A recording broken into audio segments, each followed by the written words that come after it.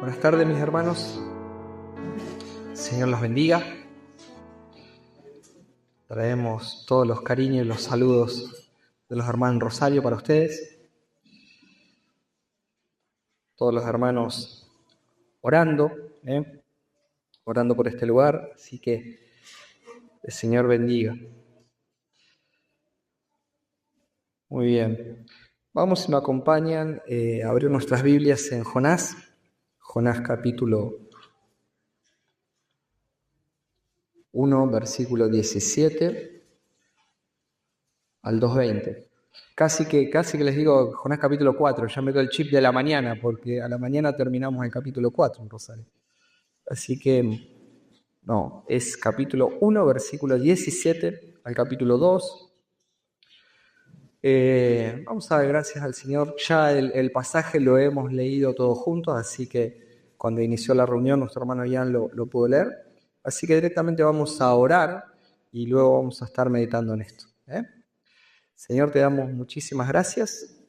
Estar reunido con tu iglesia, con tus hijos, es un regalo. Hoy, el primer día de la semana, hacer un culto a tu nombre, exaltarte a ti. Hemos cantado de tus bellezas, de tu evangelio, de tu gloria. Y ahora queremos, como recién oraba mi hermano, pedirte que tú, por medio de tu palabra, que ya es bendita, trabajes en nuestros corazones y eso exalte tu nombre. Señor, conoces la debilidad física del predicador, así que yo te ruego que tú me ayudes a compartir y a poder terminar bien con el pasaje en el que hoy vamos a meditar. Te agradezco aún por mi fragilidad, Señor, porque mi fragilidad yo sé que tú te glorificas, Señor, y que te podemos ver mejor y que todo se trata de vos y no de nosotros, Señor. Así que gracias, que seas tú honrado, exaltado y que en el texto podamos ver a Cristo sobre todas las cosas. Oramos en el nombre de Jesús. Amén. Bien, de alguna manera para refrescar, porque ya hace un par de semanas cuando vimos el capítulo 1, hace ya un par de semanas largas que vimos el capítulo 1, y dijimos que cada vez que yo predico acá íbamos a hacer el libro de Jonás hasta que lo terminemos. Hoy en Rosario justamente lo terminamos, pero bueno, acá como la dinámica vamos alternando con Juan, con Maxi, con Samuel que van predicando, por ahí se distancia un poquito para ir avanzando con Jonás. Pero si hacen un poquito de memoria, quienes estuvieron cuando predicamos el capítulo 1, básicamente la historia era que a Jonás se lo mandó a predicar a Nínive. Hablamos cuál era el contexto de Nínive, si hacen memoria. Era un pueblo violento, malvado, que mientras Israel crecía, ellos lo acosaban para que no crezca, y su ferocidad, su maldad era terrible, ¿no? Como actuaban matando niños, tremendo, la verdad que tremendo. Esa es la escena. Se le dice ahora, anda a Nínive y predicar el evangelio, y él no quiere saber nada, no quiere ir a predicar, no quiere salvación para la gente de Nínive. Entonces él toma un barco y se quiere ir a otro lado, y habíamos dicho que empezó el camino para Jonás de un descenso espiritual. ¿Se acuerdan? Él lo mandaron que vaya a Nínive y él busca un barco para ir a Tarsis. Desciende a Jope, entra al barco, después de descender el barco, desciende a la bodega, y así sucesivamente. Había empezado el descenso espiritual. Bueno, y la historia nosotros vimos cómo había terminado, ¿no? De alguna manera, o habíamos llegado hasta el versículo 16. Y si usted mira su Biblia, parece que el capítulo termina en el versículo 17. Pero usted no se tiene que guiar por los títulos, porque en realidad la idea de la primera porción termina en el versículo 16. ¿Cómo había terminado el versículo 16 del capítulo 1? O miremos del 15. Tomaron pues a Jonás y lo lanzaron al mar, y el mar cesó en su furia. Y aquellos hombres temieron en gran manera al Señor y ofrecieron un sacrificio al Señor y le hicieron votos. Aunque este profeta rebelde es tirado al mar, las aguas se aquietan, él prefiere morir antes que servir a Dios. Eso es lo que está planteando. Pero lo interesante fue que los marineros paganos creyeron y se salvaron. Estos paganos, al ver la gloria de Dios ahí, temen y se salvan. Entonces, la idea del primer capítulo debería haber terminado ahí. Y así arranca ahora Por eso la idea nuestra, vamos a arrancar del versículo 17 en adelante, o hemos leído en esta mañana a partir del versículo 17, en esta tarde, perdón. Me quedó el chip de la mañana todavía. Bueno, ahí está. Y el punto de lo que hoy vamos a hablar, o de lo que vamos a ver hoy, justamente el título de este mensaje, es la gracia en el vientre de la disciplina. La gracia de Dios en el vientre de la disciplina. Porque el versículo 17 dice que después que lo tiraron al mar, dice, y el Señor dispuso un gran pez que se tragara a Jonás. Y Jonás estuvo en el vientre del pez 3 días y 3 noches. Bueno, yo creo que de alguna manera, al haber leído este pasaje hace unos minutos, este pasaje nos obliga a nosotros a mirarnos al espejo. Porque la historia de Jonás no es solo la historia de un profeta rebelde que tipifica a Israel, porque Jonás tipifica a Israel. Es un hombre rebelde como el pueblo de Israel, pero no solamente los tipifica a ellos. Creo que de alguna manera también es parte de nuestra historia.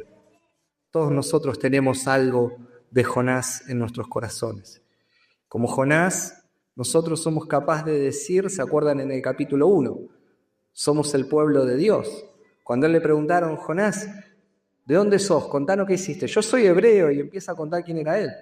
Nosotros somos iguales, como Jonás decimos que somos el pueblo de Dios, pero muchas veces vivimos haciendo nuestra propia voluntad. Disfrutamos de la gracia que Dios nos ha otorgado, pero muchas veces endurecemos nuestro corazón.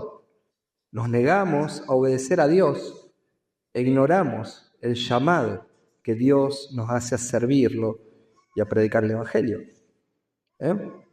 Ahora, pregunta, ¿qué tiene que hacer Dios para que nosotros cambiemos la actitud? ¿Qué tiene que hacer Dios para que nosotros cambiemos la actitud?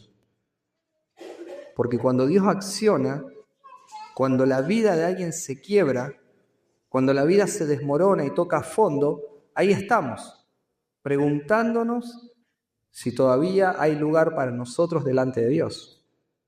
Somos capaces de rebelarnos contra Dios, pero cuando somos quebrados, la gran pregunta que viene a nosotros es, ¿todavía hay espacio para mí delante de Dios?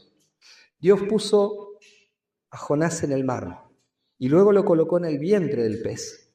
Su situación realmente era una situación desesperante, angustiante, pero bien merecida. Era bien merecida, de eso no nos queda duda. Lo que está viviendo Jonás es una consecuencia directa de su rebelión contra Dios. Sin embargo, Dios no lo dejó morir. Aunque él era un rebelde, Dios no lo deja morir, Dios no lo abandona, y es más, Dios lo va a librar después de la boca del pez, del vientre del pez. Y la pregunta es, ¿por qué? ¿Por qué? Bueno, simplemente porque Dios es clemente y es compasivo, porque es lento para la ira y porque es grande en misericordia y porque Dios cumple siempre con su propósito. Jonás ya lo había declarado. Cuando Dios lo manda a que vaya a Nínive a predicar, él no quiere ir, y en el capítulo 1 él va a huir porque sabe que en el capítulo 4, versículo 2, Dios era clemente, compasivo, misericordioso, tardo para la ira. Y ese mismo Dios que Jonás conoce su naturaleza es el mismo Dios que ahora va a aplicar también misericordia sobre él, pero también va a cumplir con su propósito. Este pasaje nos revela algo glorioso. Dios no trata a los pecadores arrepentidos como ellos merecen. Y así como Dios escuchó a los marineros paganos cuando estaban en angustia y los salvó, también va a escuchar a Jonás en el fondo del mar en su angustia para salvarlo. Y así también te escucha a vos y también me escucha a mí cuando clamamos de lo más profundo de nuestro corazón. Así que lo que hoy vamos a ver no es solo la oración de Jonás, es un cántico de alabanza a la compasión salvadora de Dios. Es un testimonio que de alguna manera responde a la gran pregunta: si alguien puede huir de la presencia de Dios o intentar huir de la presencia de Dios y aún así después clamar por gracia en su angustia y que Dios le responda. Eso es lo que vamos a ver en esta noche, básicamente. Y cuando miramos este libro, algunos eruditos discuten si lo que Dios está haciendo es darle una segunda oportunidad a Jonás, o si lo que Dios está haciendo en realidad es cumplir con su propósito soberano. Y hay una discusión, algunos dicen, no, lo que está haciendo es darle una segunda oportunidad. Otros dicen, nada, Dios está cumpliendo su plan soberano. Déjeme decirle algo, las dos cosas son ciertas. ¿Por qué tenemos que dividirlas? Es cierto que Dios tiene un plan soberano y lo va a cumplir a través de Jonás y se hace como Él dice. Pero también es cierto que le está dando una segunda oportunidad en su compasión y en su misericordia a Jonás. Entonces, 3 cosas veremos en esta noche. En primer lugar, el clamor en la angustia. Versículos 1 al 4. El clamor en la angustia. Versículos 1 al 4. En segundo lugar, el clamor que atraviesa las profundidades. Versículos 5 al 7. El clamor que atraviesa las profundidades. 5 al 7. Y por último, la adoración a Dios por su salvación. Versículos 8 al 9. Y ustedes, en este momento, al mirar el bosquejo, si estuvieron atentos a la lectura, tal vez se están preguntando ¿por qué no incluí en el bosquejo el versículo 17 y el versículo 10? ¿Por qué no lo incluí? Bueno, simplemente porque esos 2 versículos funcionan como un marco narrativo. Simplemente están contando dónde suceden las cosas y cómo terminan luego de la oración de Jonás. Mira el versículo 17, de vuelta. Y el Señor dispuso un gran pez que ¿qué hiciera? Que se tragara a Jonás. ¿Y dónde estuvo? En el vientre del pez. Lugar. ¿Dónde sucede lo que vamos a estudiar? Adentro del vientre del pez. Versículo 10 del capítulo 2. Entonces el Señor dio orden al pez y éste vomitó a Jonás en tierra. En el marco narrativo, versículo 17 y capítulo 2, 10, lo que muestra es dónde estaba y cómo termina la historia, después del clamor. Entonces, habiendo visto eso, empecemos ya con el clamor en la angustia, que es lo que va a desarrollar nuestro texto. Noten que el versículo 1 dice, entonces Jonás oró al Señor, su Dios, desde el vientre del pez. El texto nos muestra dónde estaba Jonás en el momento de hacer la oración. Ya habían pasado 3 días y 3 noches en el vientre del gran pez. Noten lo siguiente, que desde que comenzó el capítulo 1 hasta este momento, ya habían pasado la tormenta, ya Dios le había dado dirección y Jonás todavía no había orado. ¿Cuándo se acuerda de orar Jonás? Cuando la está pasando mal.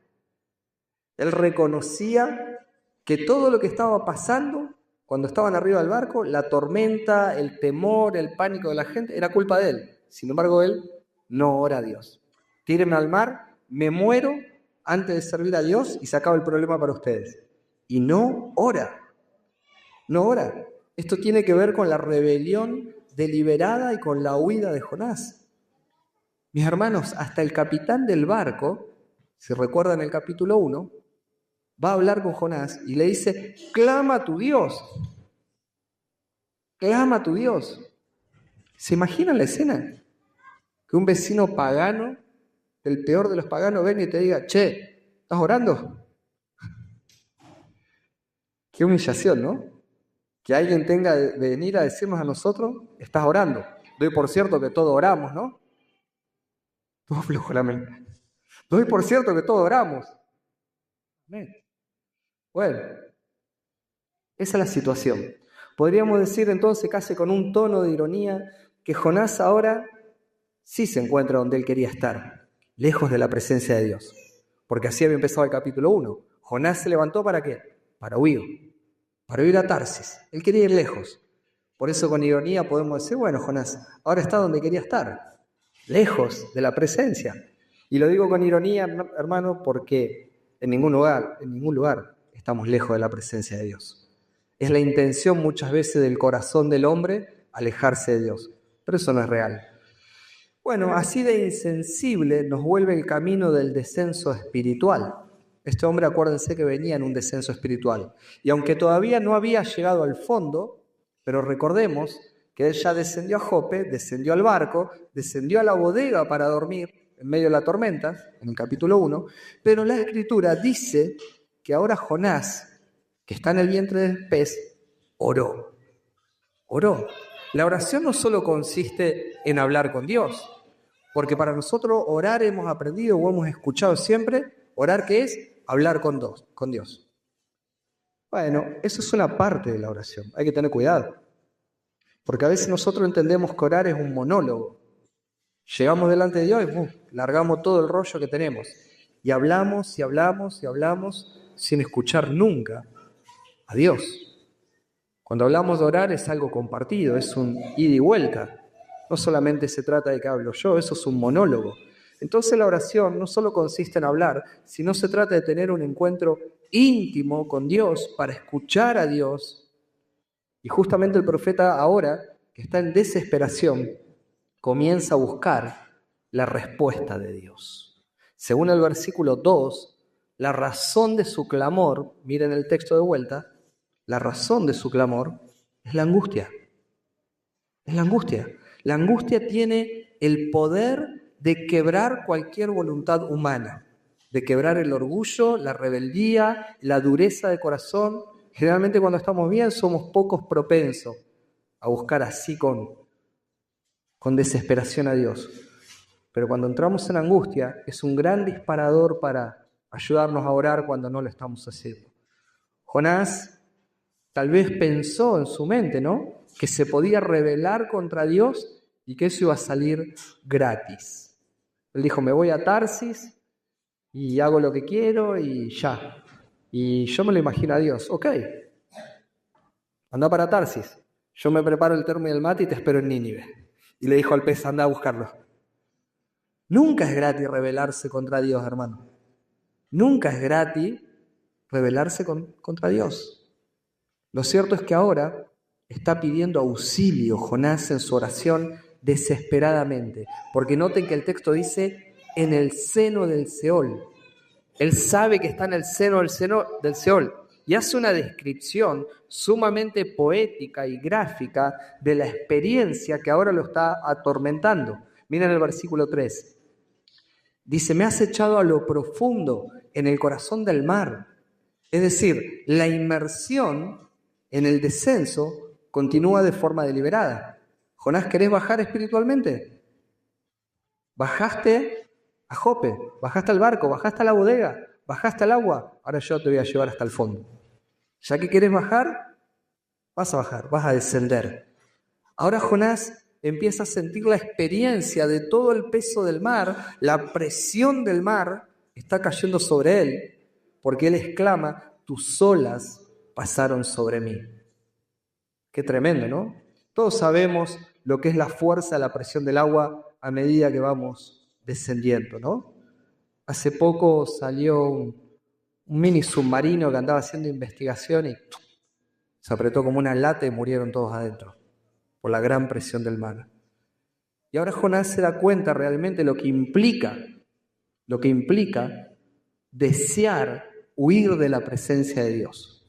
Él ahora empieza a sentir esa experiencia. ¿Quería estar lejos? Ahora la empieza a experimentar. Ahora despierta Jonás a la trágica realidad que experimentan los creyentes rebeldes y orgullosos y declara con desesperación, he sido expulsado de delante de tus ojos. Ahora se da cuenta lo que es que Dios corra la mirada por un ratito de nosotros. Que no es que Dios lo había perdido de vista, era lo que él estaba experimentando. No puede existir una experiencia, mis hermanos, más terrible y angustiante que esta, de sentir que queremos encontrar ahora a Dios y que Dios se esconde de nosotros. Tremendo, ¿no? Sin embargo, ahora en su desesperación, como que se le activa el chip, razona y dice, volveré a mirar tu santo templo. ¿Por qué dice esto, hermano? Porque para un judío, el templo es el lugar donde estaba la presencia de Dios. Es algo muy figurativo para ellos. Pero ¿cómo Jonás no quería estar lejos de mi presencia? Ahora en el vientre del pez, se acuerda. Ahora razona, volveré a mirar tu santo templo, el lugar donde estaba la presencia de Dios, donde el pueblo se reunía a celebrar el pacto y la adoración al Dios verdadero. Y mientras Jonás tal vez sentía o experimentaba que estaba llegando a su final, el versículo 2 nos informa, mire qué lindo, Dios escuchó su voz. Mientras ella estaba despidiéndose, se estaba poniendo la mortaja porque se iba, Dios escuchó su voz. Ese clamor desesperado, ¿no? Dios que es misericordioso, compasivo, como dice el capítulo 4, versículo 2, ese Dios que está en todas partes. Aunque Jonás quiere huir lejos de su presencia, ese mismo Dios sale a buscarlo, aplicando la disciplina, pero también aplicando la gracia. Y esto nos pone en nuestro segundo punto, el clamor que atraviesa las profundidades. Miren el versículo 5, vamos a leerlo. Dice, me rodearon las aguas hasta el alma, el gran abismo me envolvió, las algas se enredaron en mi cabeza, descendí hasta las raíces de los montes, la tierra con sus cerrojos me ponían cerco para siempre, pero tú sacaste de la fosa mi vida. Oh Señor, Dios mío, cuando en mí desfallecía mi alma, del Señor me acordé y mi oración llegó hasta ti, hasta tu santo templo. Mis hermanos, este pasaje no es simplemente una cuestión de narrativa, esta porción es poética, esto es una poesía. No solo se trata de entender lo que Jonás nos dice con la mente, sino que trata de que nosotros, al escribir esto, podamos sentirlo en nuestra alma. El autor de Jonás quiere que no solo entendamos lo que vivió Jonás, sino que lo podamos respirar, lo podamos sentir, lo podamos ver, lo podamos palpar. Esa es la intención de la poesía. Imaginen por un momento la escena. Imaginen por un momento esta escena. Un hombre ha sido arrojado al mar en plena tormenta. Las olas no lo están acariciando. Las olas lo están azotando por todas partes. Cada vez que en su desesperación por nadar abre la boca entra el agua. El agua lo rodea como si tuviera vida propia. Lo envuelve, mis hermanos, como en un chaleco de fuerza del cual él no puede escapar. Está siendo arrastrado cada vez más hacia abajo y lo vuelve a soltar el agua y lo vuelve a hundir hacia abajo más y más a lo profundo. Está en el vientre del pez, donde ya la oscuridad no es visual, es existencial. El sol ya no penetra en el mar y mucho menos en el pez. El abismo se convierte en una cárcel, en una tumba para este hombre. Es como si fuera ya la muerte misma que lo estuviera encerrando sobre él. Y yo no sé, hermano, si alguna vez ustedes han estado en alguna habitación insonorizada. No lo sé. O si la conocen como es. Pero una habitación insonorizada es un cuarto diseñado para apagar todo tipo de sonido. No se escucha ni una voz, ni un eco, ni un suspiro. A veces lo más parecido a eso cuando te meten adentro de un tomógrafo, ¿no? Que estás ahí encerrado. Pero en una habitación insonorizada donde nada se escapa. ¿Te imaginas ahí? Encerrado en medio de ese cuarto y que te metan en ese cuarto en el medio de la nada misma. Encima en un lugar donde no hay nadie alrededor que sepa que está ese cuarto. Creo que más de uno empezaría a experimentar angustia, desesperación, ansiedad profunda, porque te empezás a dar cuenta de que si gritás, nadie te va a escuchar, que nadie sabe que estás ahí. Creo que de alguna manera esa es una imagen perfecta de la desesperación de Jonás. Está atrapado en un lugar donde ningún ser humano lo puede escuchar, donde ningún ser humano lo puede ayudar. Y sin embargo, en ese lugar tan desesperante, tan angustiante, tan oscuro, donde nadie puede oírte, donde nadie puede verte, Dios te escucha. Dios te escucha. Puede que nadie te pueda socorrer, pero también Dios, en el lugar más oscuro, ahí está. Y cuando Jonás se siente morir, versículo 7, dice que ahí se acordó del Señor. No tenía forma de salir del pez. Estaba todo insonorizado, apretado, como dentro de un tubo de resonancia. No había luz, no había tierra, no había ayuda humana para Jonás. Pero algo sí había. Él tenía memoria de Dios. Y como tenía memoria de Dios y conocía la naturaleza de Dios, todavía tenía esperanza de que Dios pueda escucharlo. Y así fue. La oración de Jonás, desde el vientre del pez, dice que llegó hasta el templo de Dios, donde estaba la misma presencia del Dios compasivo, de este Dios compasivo que no dejó que la muerte hincara su aguijón en la vida de Jonás, porque fue Él el que le abrió el cerco, fue Dios quien detuvo el descenso del pez. Él levantó a Jonás, mira el texto, dice desde la fosa. Reina Valera, los que tienen Reina Valera, dice que lo levantó desde la sepultura. Dios libró a Jonás de la misma muerte física y de la misma muerte espiritual. El Dios soberano ahora está a punto de entrar en acción. Y esto nos mete en nuestro tercer y último punto, la adoración a Dios por su salvación. Miren el versículo 8. Dice, los que confían en ídolos vanos, su propia misericordia abandonan. Pero yo con voz de acción de gracias te ofreceré sacrificios. Lo que prometí, pagaré. Las salvaciones del Señor. Entonces el Señor dio orden al pez y éste vomitó a Jonás en tierra firme. Es precioso. El profeta que quiso abandonar a Dios, resulta que no fue abandonado por Dios. Y como dijo el salmista, ¿no? Allá por el Salmo 84, ahora Jonás aprendió que prefiere un día en tus atrios que 1000 fuera de ellos. Claro que la aprendió. Él dice, la salvación es del Señor, te ofreceré sacrificio, lo que prometí. Yo estaba pensando en ir al templo. ¿Cómo cambió la actitud, no? Ya no desea vivir en un mundo sin la justicia protectora, sin la misericordia del Señor. Por eso ahora puede testificar, los que siguen ídolos vanos, su misericordia abandonan. Hermanos, los ídolos son dioses falsos, son vanidades ilusorias. Ellos no existen. Muchas veces nosotros creamos ídolos en nuestro corazón que parecería que podrían reemplazar a Dios.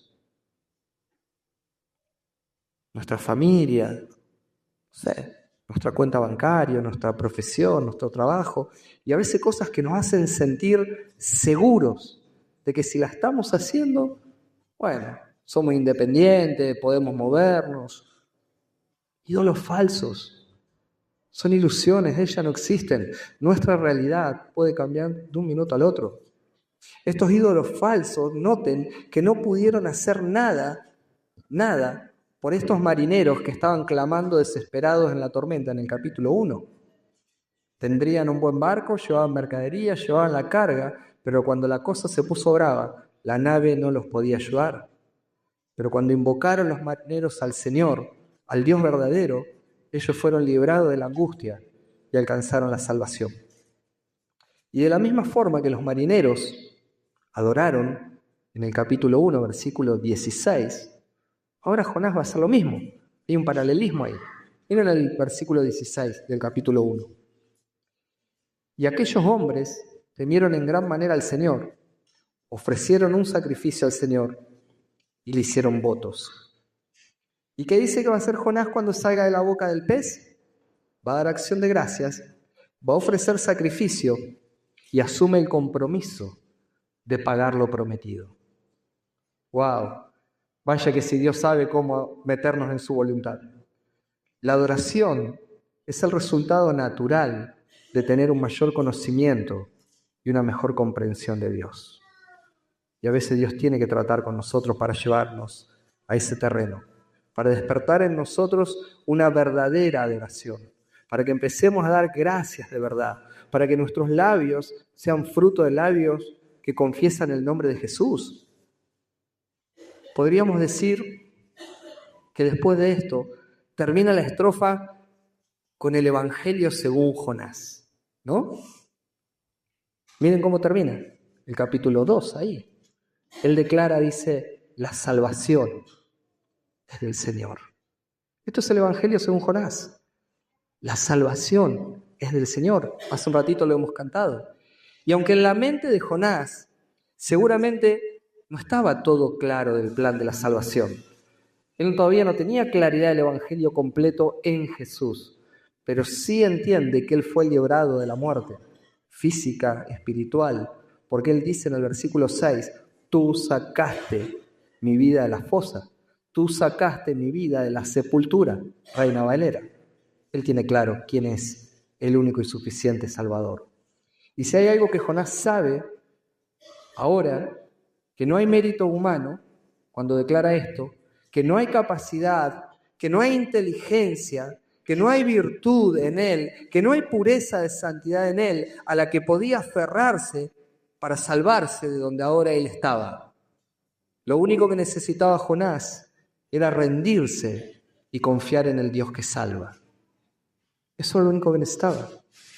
Cuando el profeta entendió esto, cuando el profeta reconoce esto, versículo 10 dice, entonces, no antes, cuando él se quebró de verdad y se rindió de verdad y entiende quién es él y quién es Dios y que solo Dios podía sacarlo de ahí, entonces termina el versículo 10 diciendo, el Señor dio orden al pez y éste vomitó a Jonás en tierra firme. Se ve que era pesadito de digerir Jonás. El pez dijo, ya, esto es un ataque al hígado para mí. Y lo largó en tierra. Fue Dios dando la orden, hermano. Soberanía pura de Dios. Bueno, aquí empieza, diríamos nosotros, la segunda oportunidad para Jonás. Porque Dios no es solo un Dios misericordioso y compasivo, sino también Dios es un Dios de oportunidades para los que confían en Él. Es un Dios soberano que va a cumplir su propósito, pero es un Dios de oportunidades, aunque le hayamos fallado. Y creo que ya para ir aplicando, mis hermanos, una buena pregunta para hacernos en esta noche, directa, incisiva, es, ¿confías en Dios? ¿Confías de verdad en Dios? Cuando clamás a Dios, ¿lo haces convencido de que no solo puede hacer algo por vos, sino que quiere hacerlo? Este es el Dios que escucha. Y cuando orás, cuando rogás, ¿crees realmente que está escuchando y que quiere hacer algo por vos? Porque a veces creemos que Dios puede mostrar compasión con los pecadores que no lo conocen, como los marineros paganos que clamaron y fueron escuchados. ¿Pero qué de Jonás? Que ya era un creyente, que ya era un servidor de Dios. ¿Qué de ese creyente que ya conoce a Dios, que ha servido a Dios tal vez durante años, pero que en algún momento de su vida se ha rebelado y ha tratado de huir contra Dios? ¿Qué de ese creyente que tal vez ha endurecido su corazón, que ha pecado deliberadamente contra Dios? ¿Qué pasa con ese creyente cuando se arrepiente y cuando clama? ¿Será que Dios todavía lo quiere escuchar? Es más, ¿será que Dios todavía quiere actuar a favor de ese creyente que deliberadamente ha pecado contra Él? Bueno, Jonás descubre algo que vos y yo necesitamos recordar. Primero, que Dios no es como nosotros, porque el ladrón piensa que todos son de su condición, ¿o no? Bueno, a nosotros nos hacen algo y vamos a ver si te perdono, vamos a ver cómo te portás después, y somos medio así, ¿no? Y eso es lo maravilloso de nuestro Dios. Él no es como nosotros. Dios no se cansa de mostrar misericordia. No hay profundidad que le impida a Dios oír tu clamor cuando estás arrepentido. No hay pecado tan oscuro que hayas cometido que Dios no lo pueda perdonar. No hay rebeldía que Él no pueda revertir con su gracia. Y si eso fue cierto para Jonás, también es cierto para vos y para mí, en Cristo. Porque Jesús es el mejor Jonás. Jesús es el mejor Jonás. Jonás fue un profeta rebelde que merecía morir por su pecado y que fue rescatado de pura gracia. En cambio, Jesús es el profeta perfecto. Él es el mismo Dios que entregó su vida en lugar de los rebeldes. Todo lo contrario a Jonás. Para que esa gracia ahora estuviera asegurada para nosotros. Jesús es el mejor Jonás. Jonás fue tragado por un pez por causa de su desobediencia, pero Jesús fue tragado por la misma muerte para absorber nuestra desobediencia y para pagar nuestras culpas. Jonás salió vivo del abismo ese en el que estaba, de pura compasión de Dios. Pero Jesús venció al abismo de la muerte por su propio poder, por su santidad, para después rescatarnos a nosotros de la tumba. Para que el día que suene la voz del Señor, la tumba no nos pueda retener. Entonces, si alguna vez dudás de que si Dios te va a escuchar o no, después de lo que hiciste, que te parece tan grave y tan atormentador, y que tal vez lo sea, lo que tenés que hacer es mirar a Jesús. Volvé a mirar a la cruz. Si alguna vez te sentís demasiado lejos, demasiado sucio, demasiado culpable para clamar a Dios, de vuelta recordá y mirá a la cruz, mirá a Jesús, porque en Cristo Dios no solo puede restaurarte. En Cristo Dios no solo puede restaurarte, ya actuó para hacerlo. Ya lo hizo en Cristo. Él quiere mostrarte ahora su compasión.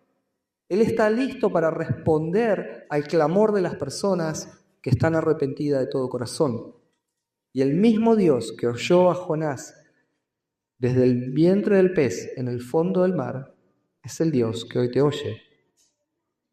Y lo hace por medio de Jesús. Un mejor Jonás. El mejor Jonás. Y si vos sentís que estás en el vientre del juicio hoy, si vos te das cuenta que estás en el vientre del juicio, que estás enemistado con Dios, bueno, yo te llamo a que reflexiones en esto, porque vos corres el riesgo de perecer eternamente y de ser condenado eternamente. La gran noticia para vos es que Jesús sigue siendo un gran Salvador. Jesús es un gran Salvador. Cristo murió por tus pecados. Y si todavía no creíste de todo corazón en Jesús, hoy te está llamando al arrepentimiento y a confiar en Él. De eso se trata el Evangelio. El Evangelio es salvación para pecadores perdidos que viven deliberadamente contra Dios, así como eran los marineros, así como eran los ninivitas, pero que Dios extiende su gracia cuando hay arrepentimiento y fe en Jesús.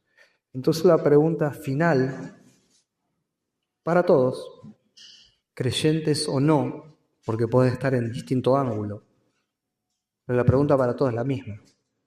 ¿Confías de verdad en Jesús? Si no crees en Jesús, tenés que confiar para salvar tu vida de una eternidad sin Dios.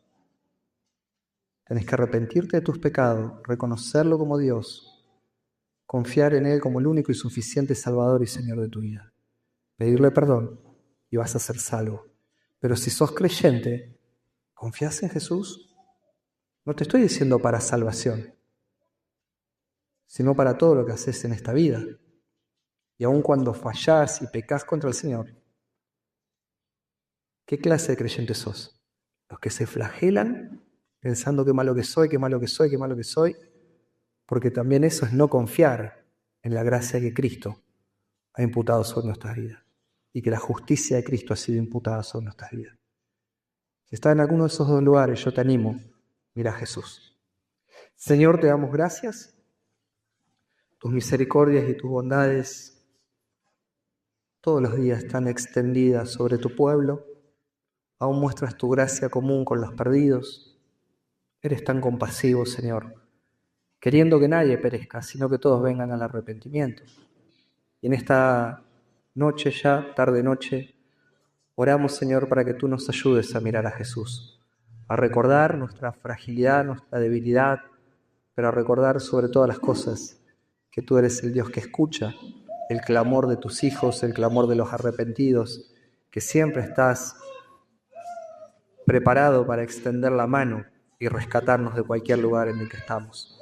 Ayúdanos a no perder de vista, ayúdanos a no mirar la vida desde nuestra perspectiva, sino aprender a mirar todas las cosas a través de tus ojos, Señor, a sentirlas con tu corazón y a transitar en esta vida, Señor, guiados por tu palabra y por tu Espíritu. Oramos a ti en el nombre de Jesús. Amén.